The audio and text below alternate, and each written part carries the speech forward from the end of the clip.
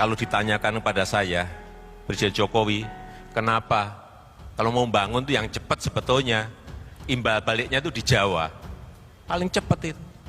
Secara ekonomi cepat masuknya, secara politik juga imbal baliknya di Jawa. Tapi saya katakan tidak. Kenapa dibangun Trans Papua?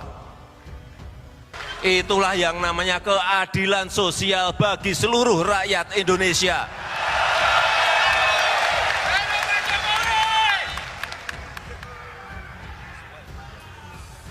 Kita sering tidak memiliki perasaan-perasaan seperti itu.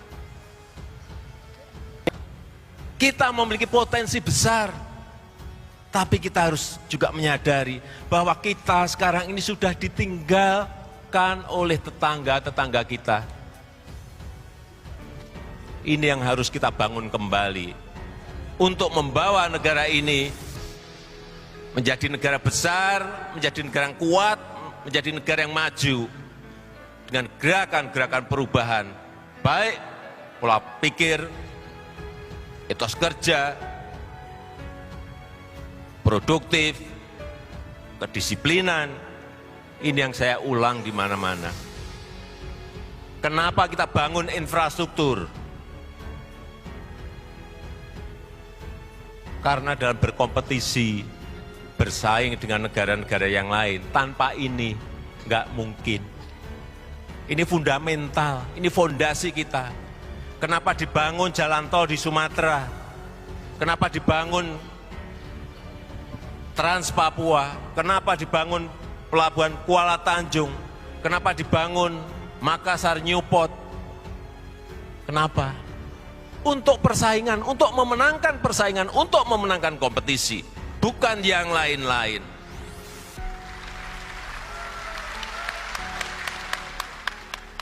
Kalau ditanyakan kepada saya, Presiden Jokowi, kenapa kalau mau bangun itu yang cepat sebetulnya, imbal baliknya itu di Jawa. Paling cepat itu. Secara ekonomi cepat masuknya, secara politik juga imbal baliknya di Jawa. Tapi saya katakan tidak. Kenapa dibangun Trans Papua?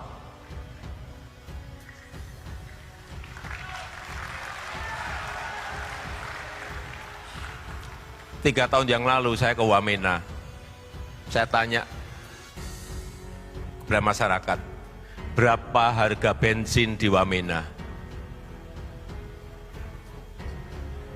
Rakyat mengatakan pada saya di Wamena, harga bensin di sini Pak 60.000.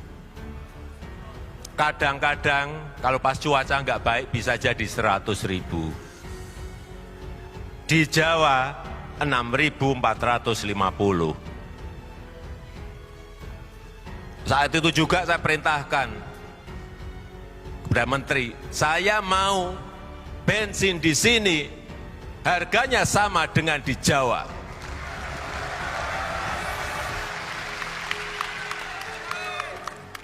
Saya tunggu, saya pengennya cepet. Tapi ternyata 1,5 tahun baru terrealisasi. Tapi itu pun patut kita syukuri.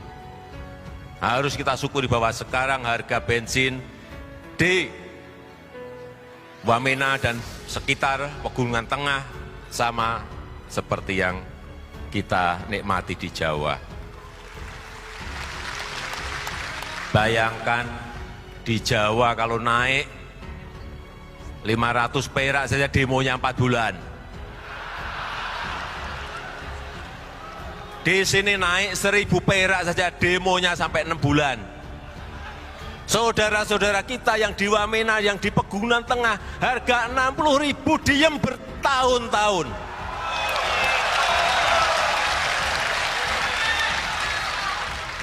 Itulah yang namanya keadilan sosial bagi seluruh rakyat Indonesia.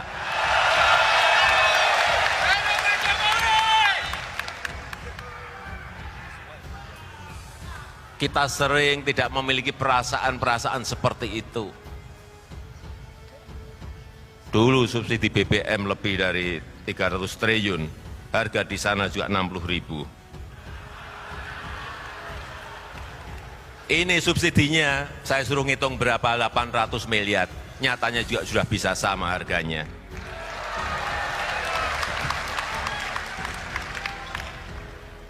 Ada yang bertanya lagi kepada saya, kenapa jalan Trans Papua itu dibangun? Apakah nanti akan memberikan pertumbuhan ekonomi? Ini kayak telur sama ayam. Apakah kita harus menunggu Papua itu tumbuh ekonominya menjadi baik baru kita bangun jalannya? Apakah seperti itu? Buat saya tidak. Dibangun jalannya dulu. Dan kita harus meyakini bahwa pertumbuhan ekonomi itu akan berjalan. Bisa cepat, bisa tidak cepat. Tapi harus dibangun. Ini sekali lagi juga bukan karena yang lain-lain. Ini adalah pemerataan, ini adalah keadilan sosial bagi seluruh rakyat Indonesia. Kalau sudah membangun seperti itu, jangan memakai hitung-hitungan untung dan rugi.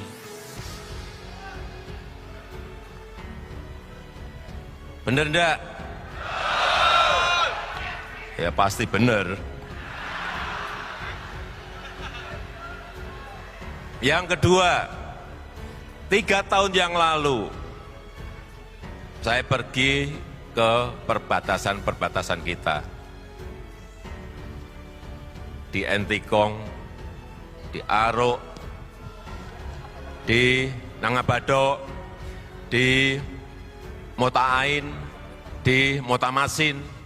Saya bandingkan perbatasan, kantor perbatasan kita, misalnya di Mota Ain, dengan tetangga kita di Timur Leste. Lah kok bagus di sana? Saat itu juga saya perintahkan, kantornya kayak kantor kelurahan.